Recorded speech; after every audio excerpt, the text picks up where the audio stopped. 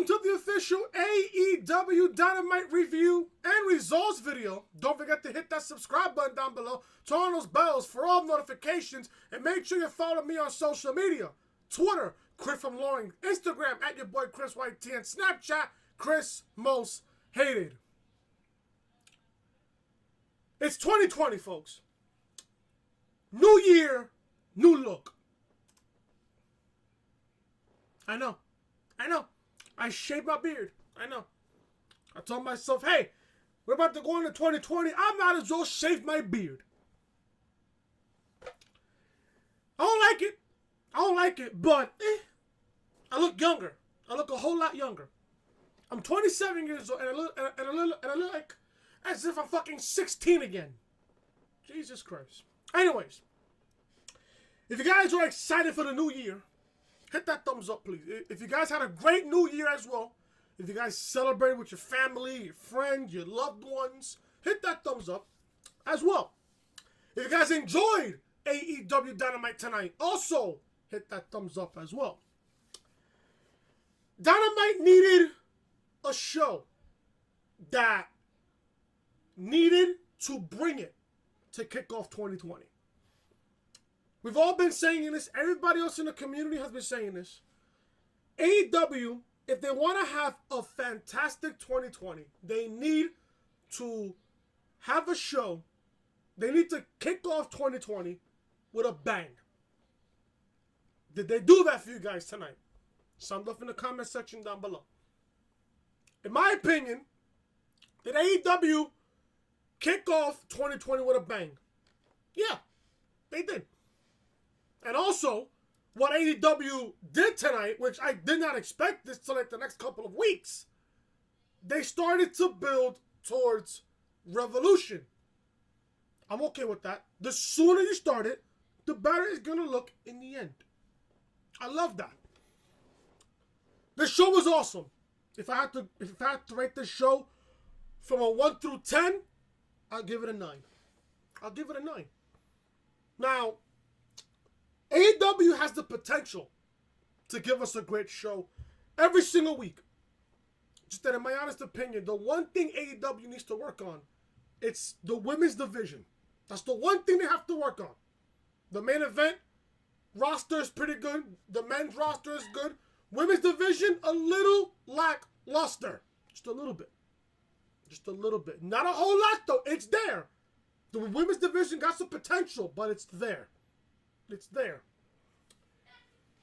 Now, out of everything we got tonight on Dynamite, and what I thought was an awesome show, the one thing that was the weakest point of the entire show was Sammy Guevara against Dustin Rhodes. What was that ending? Why did the referee just come in while Dustin was going to do Shattered Dreams, and the referee just stops him? That kind of right there costed the matchup right there.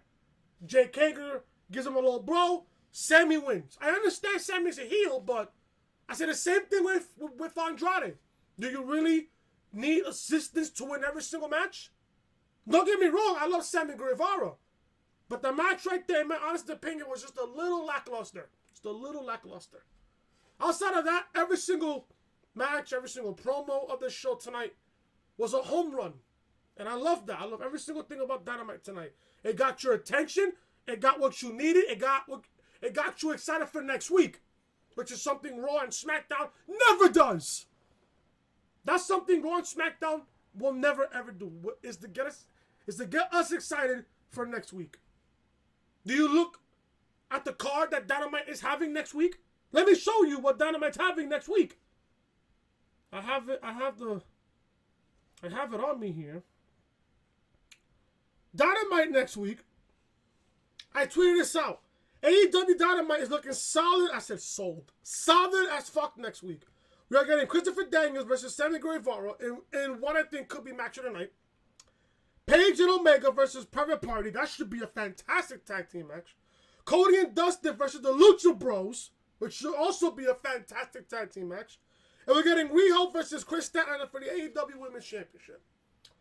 We will go over everything on this show that happened tonight. And we're going to go over in what my opinion about the women's matchup next week.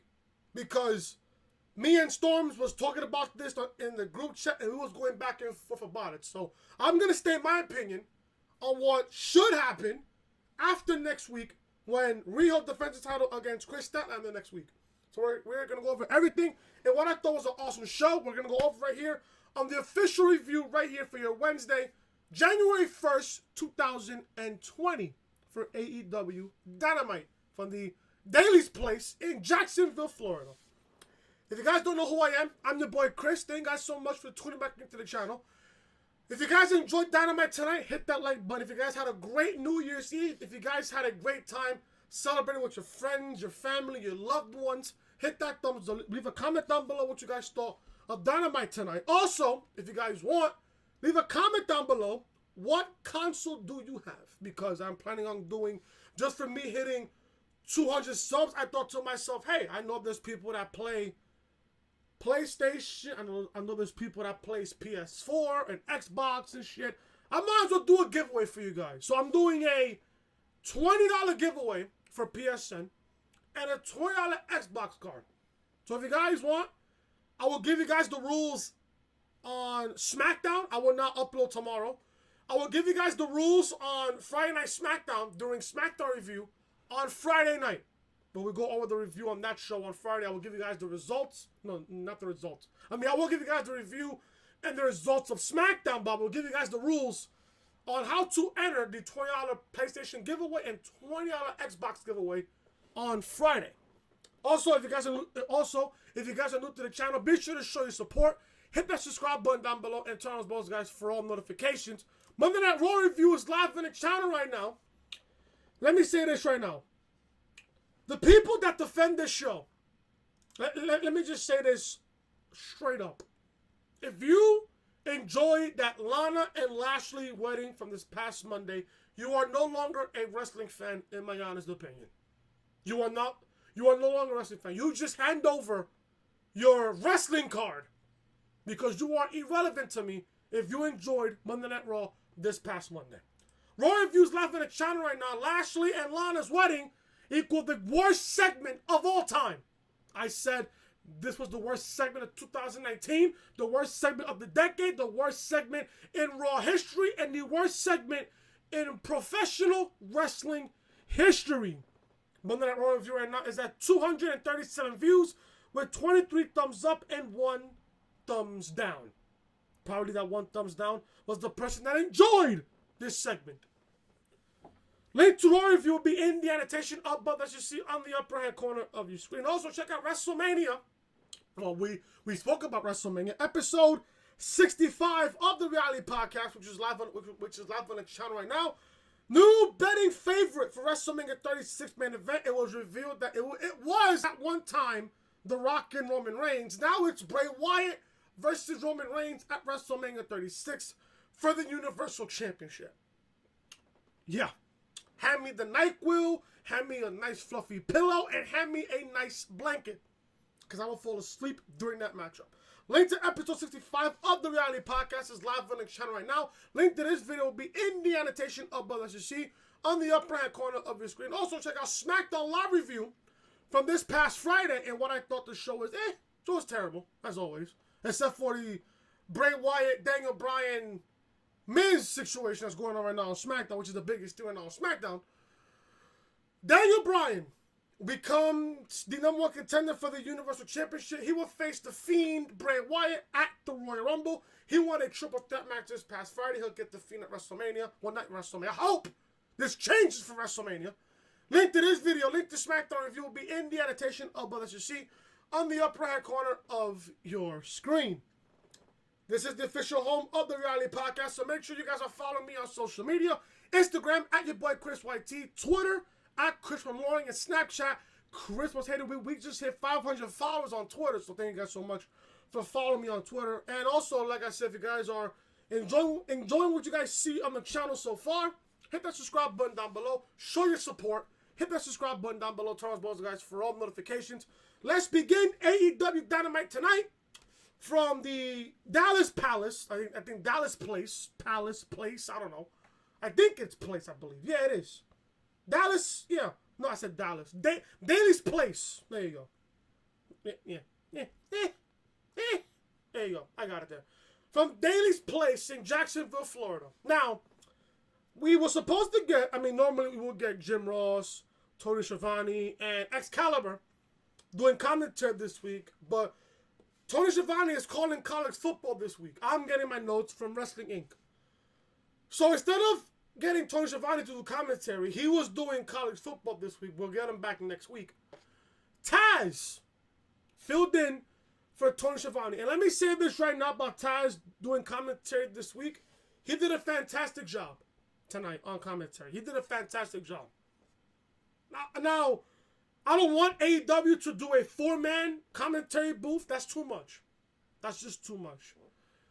There are reports out there saying that Taz could be an authority, could play an authority role in AEW Dynamite. I wouldn't mind him being like a general manager of some sort, making the matches and shit. But at the same time, I would rather much hear him on commentary. He was so good when he did commentary with Michael Cole on SmackDown. He did a fantastic job. I thought he did really, really well when he was with Michael Cole on SmackDown, which was Michael Cole's prime years on SmackDown. Him now did Monday Night Raw and now doing SmackDown currently sounds terrible now for Michael Cole. Terrible. Taz did a better job tonight on Dynamite than Michael Cole did right now on SmackDown. That's just the truth. Hell, Taz is doing a better job right now than Jerry King Lawler right now on Monday Night Raw. No one's going to agree with me on that standpoint. No one is. No one is.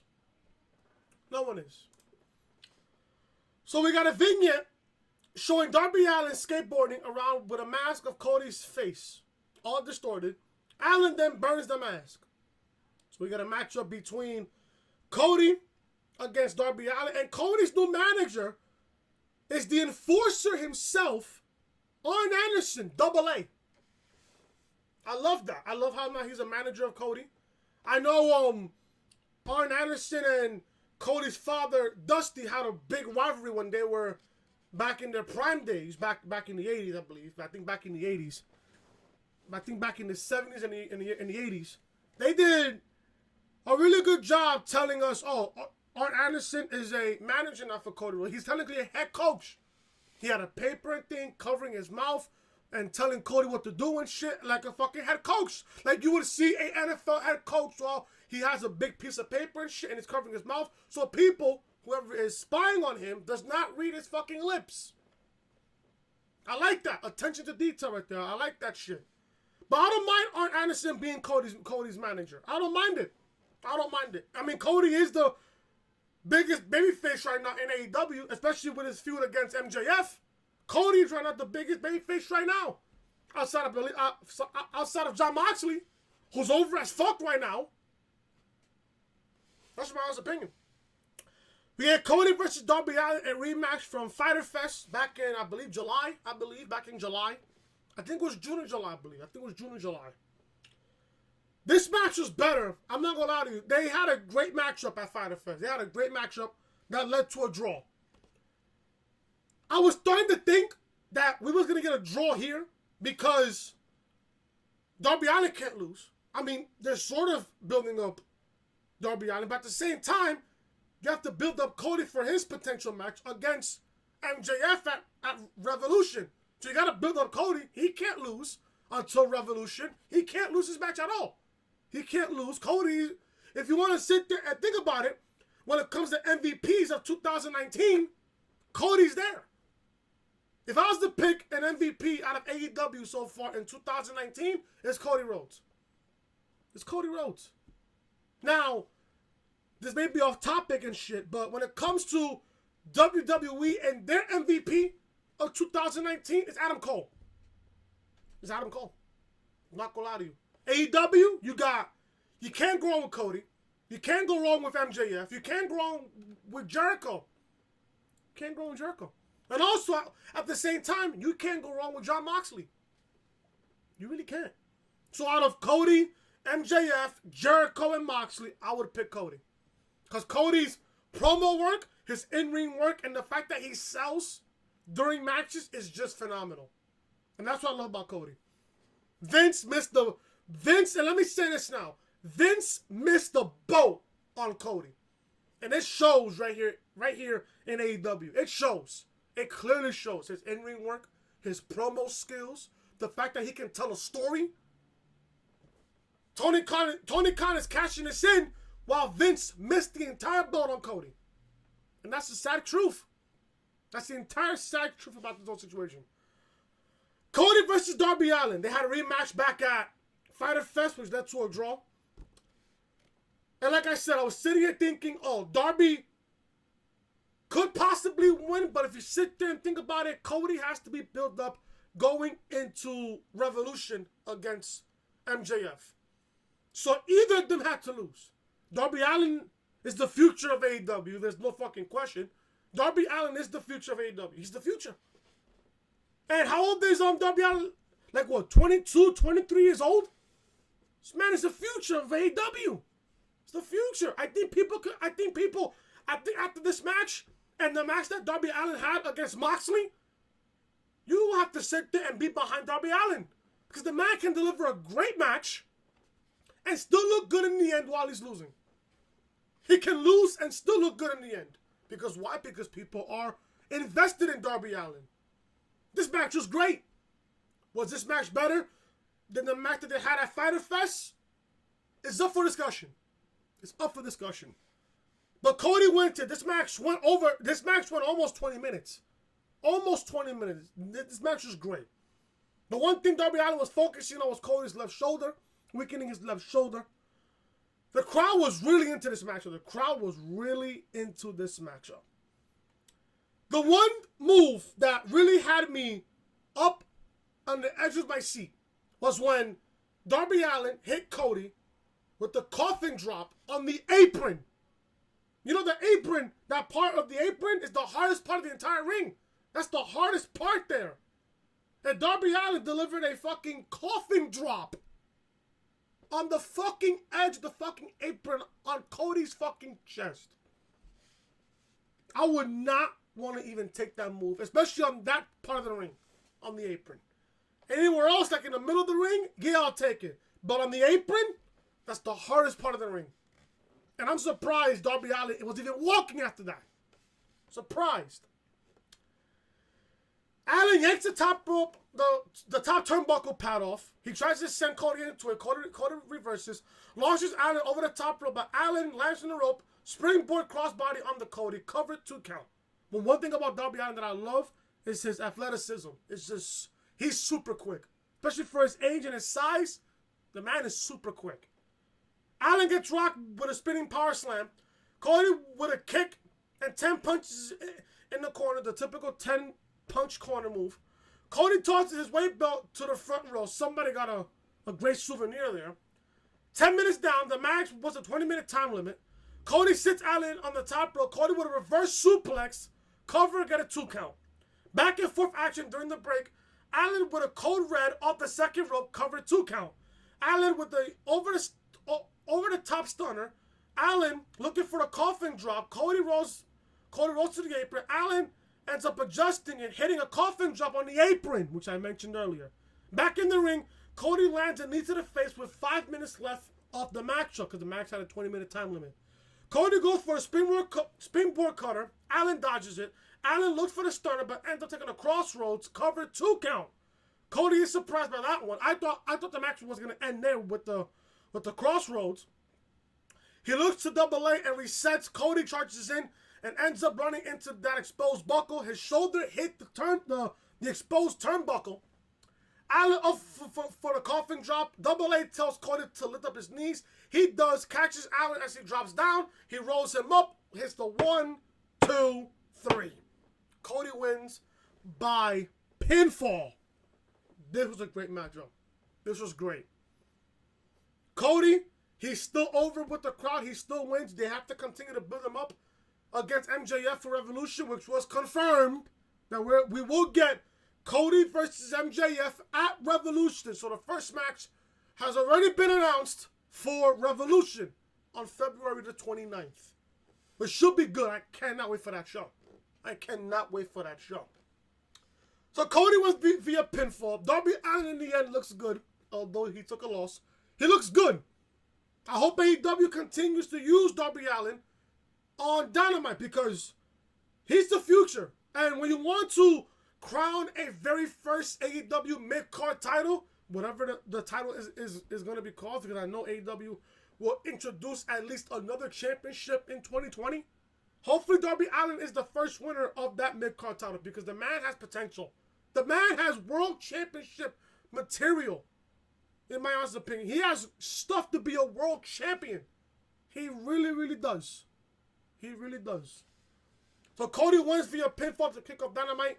This was the one perfect match that I was hoping that would kick off Dynamite, and they did that. The match went almost 20 minutes. Almost 20 minutes. The match delivered. The match was fantastic. Cody wins. He moves on. He gets more momentum going into the build against MJF for Revolution. So Cody wins. Backstage, you get Jen Decker. She is beautiful, by the way. Jen Decker. She's beautiful. Talks with AEW World Tag Team Champions SCU.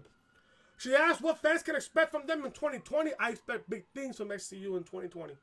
SCU says everyone is stepping up, noting Dark Order and Santana and Ortiz. I love the fact that SCU is putting them over. Is putting Dark Order and Santana and Ortiz over. I'm loving that. Sammy Guevara comes up and talks some trash to Christopher Daniels, asking him what he has besides some wrinkles on his face. Says maybe Daniels doesn't have it anymore with all those L's on his record. The two will meet in the ring next week. If I'm creative here for Dynamite, I am putting Sammy versus Christopher Daniels to kick off the show next week. Just a recommendation there. Just a recommendation. We get the Fatal 4-Way women's match. Riho defends the AEW Women's World Championship against Hikaru Shida, Britt Baker, and Nyla Rose in a Fatal 4-Way. We were supposed to get Chris Statlander against Riho for the AEW Women's World Championship tonight, but we're getting that matchup next week because of Chris Statlander's other wrestling commitments. So we'll be getting that matchup next week. The match itself, I'm not going to sit here and lie to you. The match is alright. It was okay. In my opinion, the match is okay. Now, I know Storm's just saying, oh, this match was great. In my opinion, the match is okay. It wasn't that bad. We could have gotten better, but it was okay for what it was. Now, Riho retains the championship here in what I thought was a predictable matchup. And what I thought was a predictable match. I will go over everything that I will pitch on the women's division in a little bit.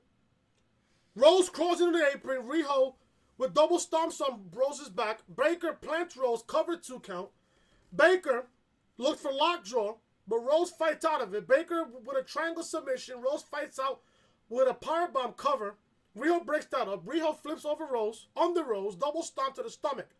Riho to the top rope, double stomp to the stomach, cover, and Baker with a super kick to the face. Swinging neck breaker, cover 2 count. Shida back in the max, deadlift suplex on Baker. Shida avoids Rose as she crashes into the corner and suplexes Riho into Rose. Shida with a spinning backbreaker on Baker. Rose just lifts and suplexes Shida. Riho gets dropped by Rose. Rose goes to the top rope and looks for a senton on both women. They both move though. Shida with a knee rope, Nope. Riho with a double knees on Rose. Cover. Shida breaks it up. Shida lifts and plants Rose. Cover. Close 3 count there.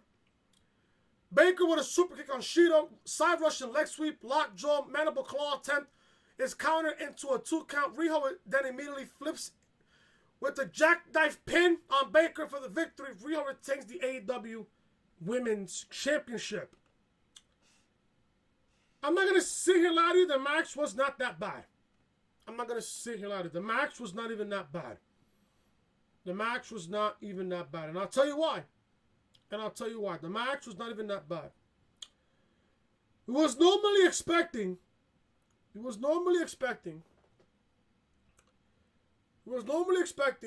Statlander versus Riho for the AEW Women's World Championship this week. Now, as I mentioned,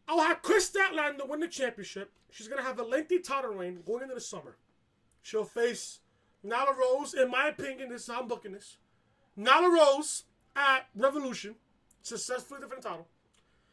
Double or Nothing 2, most likely it'll be in Vegas.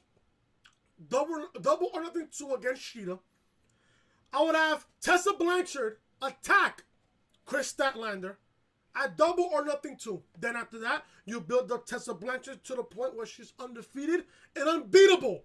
Then you pull the trigger at All Out 2 in Chicago in August. You have Tessa Blanchard against Chris Statlander for the AEW Women's World Championship at Double or Nothing 2, and that's when you have Tessa Blanchard beat Chris Statlander for the AEW Women's World Championship. That's what I would do. That's what I would do. Let me guys know what you guys think about that down below in the comment section. That's what I would do. In my opinion, that is what I would do. But let's see what happens. Riho successfully defends the AEW Women's Championship in a pretty much predictable matchup. She'll lose the title next week. No question about it. No question 100% about it. She will lose the title next week. And then if Riho successfully defends the title next week, they'll have Hikaru Shida drop they'll have Shida win the title. Then Statlander will win the title. And then Tessa Blanchard, if she signs with All Elite Wrestling, they're going to push her to the fullest of pushing. So there you go. Let me know down below what you think about that booking scenario. Post-match. Rose with a big closeout on Riho. She brings the table into the ring. She sets it up. Riho is put on the table. Rose with a diving splash onto the table. You couldn't just done that during the matchup? Now you want to attack her?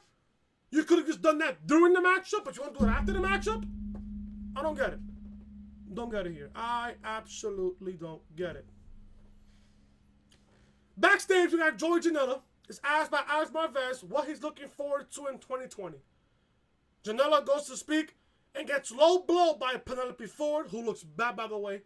In strolls Kip Sabian to see what she did. The two laugh and head off. I'm assuming we are getting a potential feud between Joey Janela and Kip Sabian. This honestly gets Kip Sabian on TV. And I want to see more of Kip Sabian. I really do. I want to see more of Kip Sabian. Evil Uno cut the promo talking about how the Elite are done as we see footage from when the Dark Order took out the group last week. Now, people were being so critical over what happened at Dynamite 2 weeks ago. I'm one of those people that thought the ending was terrible. I thought, in my honest opinion, I thought that the ending to Dynamite 2 weeks ago, to end the year, was terrible. Now, after what the fuck we got on Raw this past Monday with Lana and Lashley's wedding, that makes the Dark Order's attack on the Young Bucks and the Elite that much better.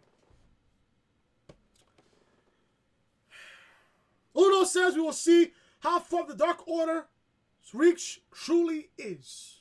I want to see more Dark Order. I really do. I love Dark Order. I want to see more of them. I really want to see more of Dark Order. We get Jon Moxley versus Trent with Chuck Taylor and Orange Cassidy. Orange Cassidy is fucking gold. I will say it right now.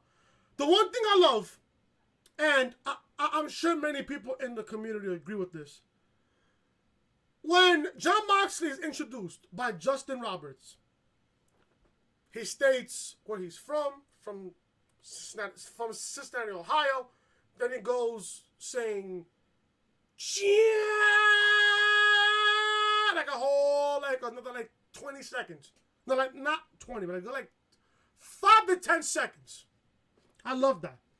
Gives me chills. I love that. We get Moxley versus Trent. This match was good. Match was good for what it was. I love Moxley. I love Trent. Trent's really, really good. I see big things in Trent in 2020. But Moxley, man, Moxley's no question beating Jericho at Revolution. I'm predicting that right now, and we're already in January. We are in January 2020, and I'm saying this right now. Moxley will beat Jericho at Revolution for the AEW World Championship. And I booked this a few weeks ago. You have Moxley beat Jericho. Moxley drops the title to Omega, and then Omega drops the championship to PAC. That's what I would do. That's what I would do. Or you can book Moxley to beat Jericho. Then you have Pac beat Moxley. I can see that possibly happen. I can possibly see Pac beating Moxley. And then when Moxley drops it to Pac, Pac can drop the championship to, I don't know, Kenny Omega, I guess. Maybe Kenny Omega. Maybe another future signee coming in AEW. I don't know. AEW, one thing about AEW that they have to do, they have to sign more guys. More guys, more gals. That's what they need to do. That's what they need to do. But Moxley versus Trent, this match was good. I love this match. This match was good for what it was. When it comes to Jon Moxley, man, I just love him. I love Moxley. I love every single bit about Jon Moxley. Back and forth action in the early stages with Moxley taking control. Moxley with a suplex off the second rope, covered 2 count. The two end up on the floor and brawl a bit. Back in the ring, they trade back and forth chops. Moxley whips Trent to the corner, but Trent hits a half and half suplex. Moxley out on the floor. Trent with a flip over the top rope down to his opponent. Back in the ring, Trent with a tornado DDT. Cover got a 2 count. Moxley with a running knee strike. Plants Trent face first into the mat. Couple counters and pin attempts that lead to only 2 counts. Moxley with a big lariat. Trent with one of his own. This is what got me rolling. Like got me laughing here. Cassidy makes his way to the ring and gets in Moxley's face. And I already know what the fuck was about to happen here. He puts his hands in his pocket like this. In his pocket like this. He puts his hands in his pocket. Moxley does the same. He comes in, comes out, does this, gets on Cassidy's face. Hilarious. Fucking hilarious, dude. This is fucking funny. Moxley does the same, turns around, though, and eats a kick by Trent. Power driver lands, cover 2 count. Moxley makes his way out to the ramp. Trent leaps off the top rope, but gets caught and eats a paradigm shift on the ramp. And the impact of that move is so fucking devastating. Moxley gets his opponent back in the ring, hits another paradigm shift, cover 1, 2, 3. Moxley wins. He has to keep winning matches here because I do not see Moxley losing at all until Revolution. If it's possible that he loses, which I don't think he will. I think he'll beat Jericho for the AEW World title at Revolution in February. Post-match, from the crowd, Sammy Guevara comes out with a mic. He tells Moxley he sees why he comes to the crowd. Give me a second here. I need to take a sip of my beverage. I'm fucking parched here. He tells Moxley why. He sees why he comes to the crowd. Takes someone's drink, which is obviously a plant there. Throws it at them afterwards. I think he took a can of Pepsi soda. Threw it at the Planet guy there. He sees why Moxley does this. Guevara says it's 2020 and the Inner Circle has a big surprise for Jon Moxley. I wonder what that surprise could be. So via a video, AEW World Champion Chris Jericho, Le Champion, says Moxley looked great in the ring and is a premier wrestler in the business. I agree. Jericho says he wants Moxley in the group and wants Moxley to lead the group with Jericho. Now Jericho said he was going to offer Moxley something on this particular episode of Dynamite. This is his offer. He says this, and I quote, "I'm offering you 49% of the Inner Circle LLC." Jericho standing in front of a Ford GT and offered it to Moxley with a license plate that says Mox. All Moxley has to do is say yes. Jericho wants Moxley to team up with the group so they can take out everyone in All Elite Wrestling. He says this also, and I quote, "Think about it, Mox. The world can be ours. All you have to do is say yes." End quote. That's what Jericho said to Moxley. Jericho drives off in the car. Moxley gets a mic and says he's always considered Jericho a friend and a mentor. Ambrose, well, I don't know why Wrestling Inc. says Ambrose. Moxley says he'll give his answer in person in Jericho's face next week on January 8th edition of Dynamite. This got me scratching my head. Jericho, so let me get this straight. Jericho offered Moxley 49% of the Inner Circle. What else did he offer him? He offered him a 4 GT, and he also offered Moxley a executive vice president role in the Inner Circle. Really? Now, one thing is for sure, if somebody was to offer me 49% of the Inner Circle, and somebody was to offer me a 4 GT, I'd rather prefer black than blue, I would take it. I would take it. But we all know, I mean, this can go down either two ways here. This is just my honest opinion. This can go down to either two ways. Option A, Moxley takes the deal, stays with the Inner Circle for a couple weeks, just to gain Jericho's trust. And when Jericho sees that Moxley is starting to warm up on Jericho, Jericho is going to snap on him. But like, oh, Jericho sees that Moxley is starting to trust Jericho. Jericho, like the heel that he is, he's going to think, Moxley's starting to trust me. Let me fuck him over. So that way he knows that I'm being serious with him. But like, oh, you are not going to beat me for the AEW World Championship. I don't give a fuck if you join the Inner Circle or not. I will beat you for the AEW World title. This championship will stay with me. That's option A. Moxley can join Jericho, and then Jericho will stab him in the back. Or Moxley can say no, which is option B. Moxley can say no, get personal with Jericho, and shit, and they mention everything that happened that they did in WWE and shit with the fucking potted plant, with Mr. Plant, which was fucking fantastic. I honestly hope that they bring up the Mr. Plant that they did in WWE. I wish they would plant that. That would be sick. That would be fucking sick. I cannot wait for Moxley and Jericho at Revolution, but the thing is, I would love to seize the build. The build is going to be a whole lot better than the matchup. Now, I'm not going to lie to you. I think Moxley and Jericho can deliver a 5-star classic. With the in-ring work of Jericho and the in-ring work of Moxley, I think they can deliver a 5-star classic. But what's going to get us to that 5-star classic is the build, the road. Moxley's road, Jericho's road to Revolution. The build is going to be a whole lot more better than the matchup will be. Let's just see what happens. Will Moxley accept Jericho's offer to join the Inner Circle? Find out next week on Dynamite on January 8th. Next week. Let's see what happens next week. Someone in the comment section. Would you guys accept, if you was in Jon Moxley's shoes, would you guys accept Jericho's offer? The executive vice president role of the Inner Circle, the 49% revenue of the Inner Circle, and a Ford GT. Instead of blue, I'd rather have it black. Black and white instead of blue and black. Or maybe red. Blue looks good. Red looks fire. Black and white just looks fucking sick. In my honest opinion. During the split screen commercial break, which I love what AEW does, I always look at it every single week. Sammy Guevara has a bunch of large white cards with words on them. He runs through everything Moxley will get if he joins the Inner Circle, asks out Victoria Justice's sister, and plugs his social media account. Also, they fucking forgot to mention about Dustin Rhodes. Will he have a broken...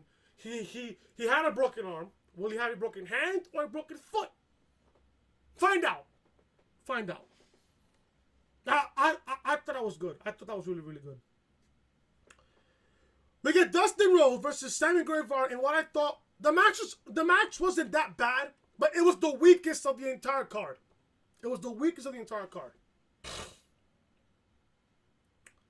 Now, Hagar comes out while Guevara and Rhodes have their matchup.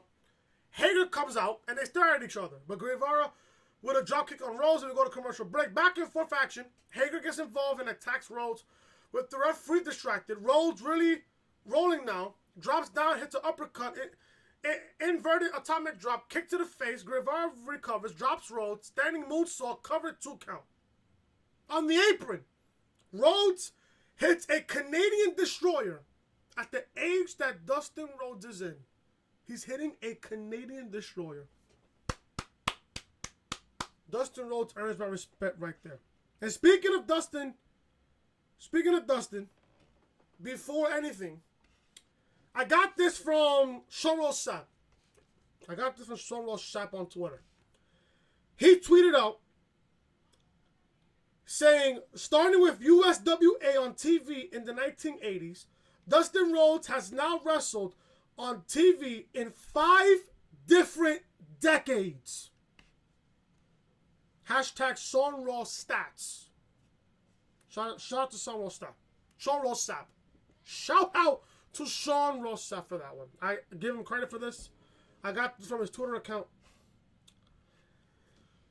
The fact that Dustin Rhodes is fighting right now in his 50s, and he's been fighting for practically most of his life.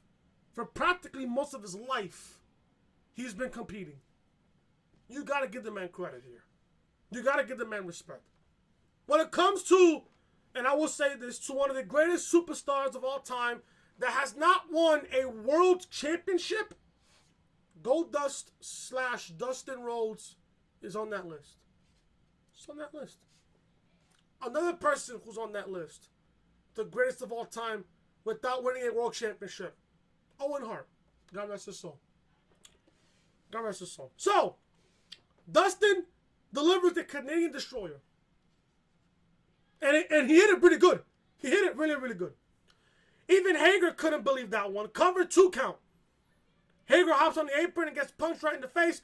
Guevara charges and gets flipped over the top rope on Hagar. Now this is the part of the matchup where really got my head scratching. Rhodes gets Guevara back in the ring, smacks Guevara on the backside, chop to the chest, sets up Shattered Dreams. The referee gets in the way though. Guevara pulls on the ref. Hagar gets in there, hits a low blow on Dustin. Guevara with the pinfall and gets the win.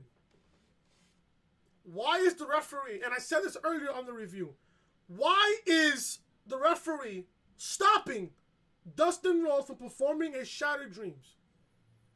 Throughout Dustin Rhodes' entire career, when he hits that, it doesn't cause a fucking disqualification.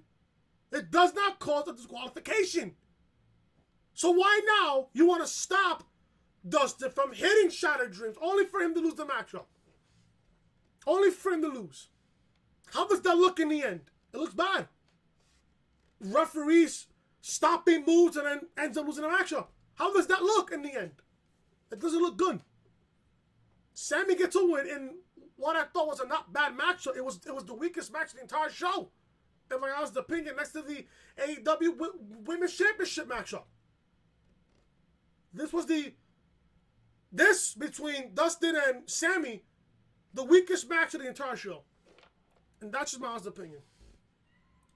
Sammy gets the win here over Dustin Rhodes. Backstage at a bar, Jen Decker, who's, again, beautiful and gorgeous, talks with Private Party and asks about their 2020 plans. They go to compliment Decker, and Adam Page shows up at the bar behind them. Private Party aren't thrilled with Page just showing up during their promo and not saying hi. Yeah, Page, at least say hi. Jesus Christ, at least say hi. They feel like he's got a problem. He says he could kick both of their asses and storms off. He comes back, gets his drink. Cassidy says Page is going to pay for his comment to them. There you go. I love Private Party. I want to see more of Private Party. They were impressive when we were seeing them on Dynamite. I want to see more of this team. Now we all know Page's heel turn is only going to happen. It's only a matter of time before it happens. When will we get Page turning heel? Probably within the next couple of weeks. The earliest, next week. Probably next week. And then we will get Page and Omega at Revolution, which should be a great match. Can't wait. We get MJF and Wardlow. I tweeted out on Twitter, Warlow. I forgot the D in Wardlow. MJF and Wardlow head to the ring. MJF will announce the stipulations to Russell Cody. During the commercial break, MJF barks at some fans at ringside. He has a woman kiss his ring and then kiss him in the cheek. He offers the ring to another woman who passes. MJF snaps one of the fans' signs. He offers the ring up to a male fan and he kisses it. Crowd does not like MJF as we return to the show. I mean, he's the most... He's the biggest heel right now in all of pro wrestling. Not only in AEW, he's the biggest heel in all of pro wrestling. That's just the truth. MJ Scarf. Shout out to you, bro, if you're watching. MJ Scarf. Is it real this week or is it fake? Looks real to me. Looks real to me. MJF says he's the good guy here, but the fans are too dumb to figure that out. MJF lists off his stipulations to face Cody. It has to be at AEW Revolution. Now, here are the stipulations. Now, here's the thing. Will Cody accept MJF stipulations? That's the question. Should Cody accept MJF stipulations? And here are MJF's 3 stipulations for Cody to accept in order for them to have a match at Revolution. If Cody even touches him, no match at the pay-per-view or ever. MJF says the second one is Cody has to face Wardlow and beat him inside a solid steel cage. Now, I'm sitting here thinking, didn't I pitch that? Didn't I pitch MJF and Cody to fight in a steel cage or some sort of a cage? They're putting Cody and Wardlow inside a cage. And I'm sitting here thinking to myself, if you're going to place Cody to face Wardlow inside a cage, we all know that Cody and MJF's match at Revolution cannot be just a one-on-one match. This is a grudge match. This is a grudge match dating back to November at Full Gear. So we all know Cody and MJF's match at Revolution, it's not going to be just a regular one-on-one match. It's not going to be. It cannot be a regular one-on-one match. So Cody has to face Wardlow in a steel cage. That's the second stipulation. The third one, and this is MJF's favorite one, he wants Cody to get down on all fours, and MJF is going to whip him like a dog 10 times. Will Cody accept? Will Cody accept? We'll find out next week. We'll probably find out next week. On January 8th. We'll probably find out next week. This was good. MJF, man, I continue to say this every single time. MJF is the future of AEW. He's got the look of a champion. He's got the persona, the gimmick of a champion. And he's only 23 years old. The man is only 23 years old. Maxwell Jacob Friedman is only 23 years old. He's already more over than everybody else in WWE. That's not even opinion. That's a fact. That is a pure fact. MJF is teaching people in WWE how the fuck to be a heel. It's just that simple. And JD mentioned this on Twitter. He said, and I gotta give JD credit to this. He said that MJF's promo, he was staring at the camera the entire time. He made the fans' his reaction secondary.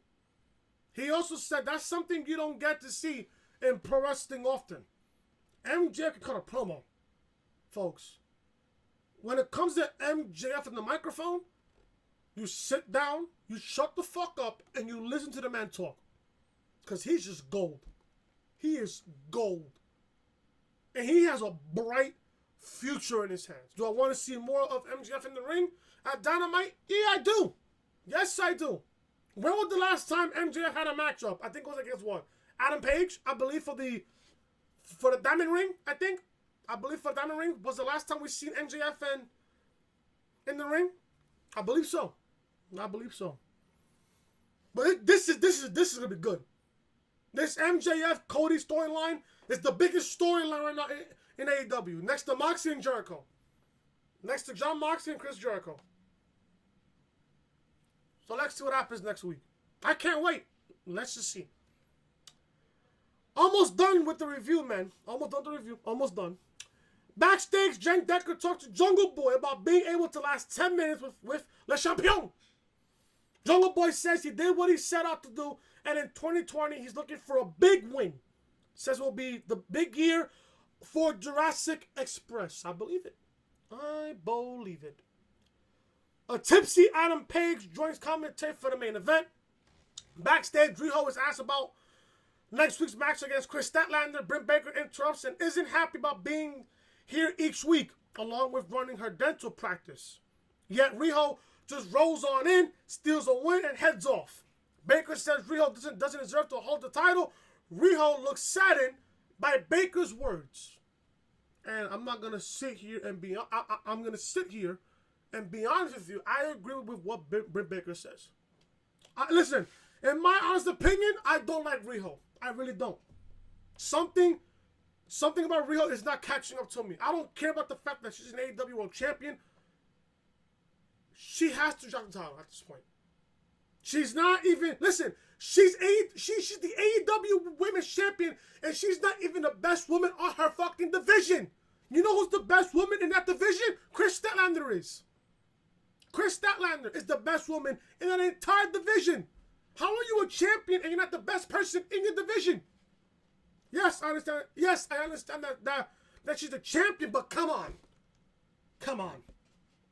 It's just something about Rijo that I just don't like. There's just something about Rijo that that's not clicking with me.